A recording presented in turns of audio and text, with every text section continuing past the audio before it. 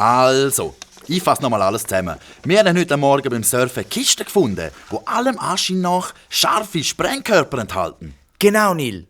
Wir haben das darauf aber der Polizei gemeldet. Die Polizei und die Küstenwache sind im Moment dran, unter der Leitung von unserem geschätzten Kommissar McPeel die Kiste zu bergen und zu entschärfen. Der Kommissar hat uns über die Erkenntnis von dieser Aktion leider noch keinen Bescheid geben. Wir werden uns aber knapp in einer Stunde mit ihm in Verbindung setzen und hoffentlich Genaues erfahren.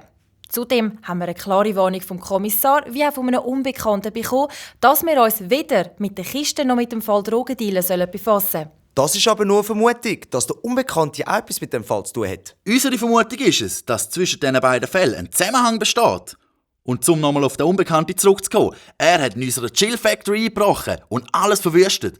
Da wir aber außer dem Glassi und dem Gocki nichts vermissen, nehmen wir an, dass es sich nur in Anführungs- und Schlusszeichen um einen aggressiven Zerstörungsakt handelt und nichts gestohlen worden ist. Am Kühlschrank ist ein Zettel mit der Aufschrift «Passt auf, sonst» gehangen. Das Motiv ist somit klar.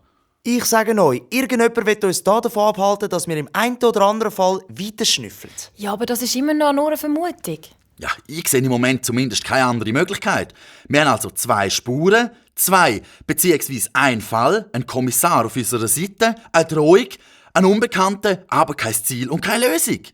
Es stellen sich also folgende Fragen. Erstens, besteht eine Verbindung zwischen einem Drogendealer, wir nennen jetzt den mal Z, und der Kiste? Zweitens, woher kommen die Kisten? Drittens, woher kommen die Waffen vom Z seiner Unterweltsarmee? Und viertens, was kann uns der Kommissar alles sagen? Fünftens... Komm zum Punkt, das geht ja in Ewigkeit. Fünftens, wer ist der mysteriöse Unbekannt? Wir nennen jetzt einmal an. Sechstens, wieso weiss irgendjemand, dass wir an dieser ganzen Sache dran sind? Und wer? Und siebtens, haben wir ausser der Direktbeteiligten sonst noch irgendwelche Feinde? Achtens, neuntens, zehntens, leck du geschleckter Giraffenschwanz. Gerade ein bisschen viele Fragen aufs Mal. Meinst du, können wir alle auf einmal beantworten? Sicher nicht. Müssen wir auch nicht. Im Moment sind vor allem 3 Fragen wichtig. Verbindung zwischen A, Z und der Kiste.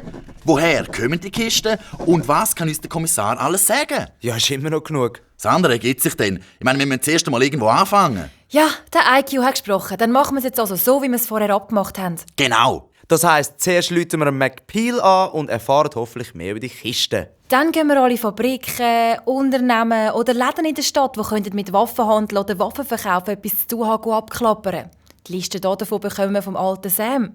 Er kennt die Stadt ja wie seine Westentasche. Cool. Und zu ihm gehen wir gerade nach dem Telefongespräch. Ich schnapp mir 3 starke Kollegen aus der Fußballmannschaft und gehe heute Nacht an der Küste entlang auf Spurensuche. Ich habe heute am 7. Training. Da finde ich sicher jemanden, der mitkommt. Okay, die Maggie und ich starten in dieser Zeit eine Telefonlawine.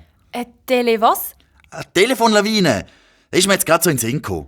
Und was ist das, wenn ich fragen darf? Das geht so. Wir rufen beiden 5 Kollegen an, die rufen wieder je 5 Kollegen an und so weiter und so fort. Jedes Mal geht es um die gleiche Frage. Wer hat die Kiste ausser uns auch noch mehr gesehen? Wer weiss vielleicht etwas darüber, zum Beispiel wer sie reingerührt hat? Und wer weiss eventuell etwas über den Einbruch bei uns? Wow, genial. So finden wir sicher jemanden, der uns weiterhelfen kann. Voll Hahnemann! Und die ganze Zeit bleiben wir natürlich über unseren Walkie-Talkies in Verbindung. Das ist einiges billiger als das Handy. Aber nehmt eure Handys gleich überall hin mit, damit wir Fotos machen können, falls nötig. Umsonst haben wir die integrierten Kameras schliesslich ja nicht gekauft. Genau, so machen wir's.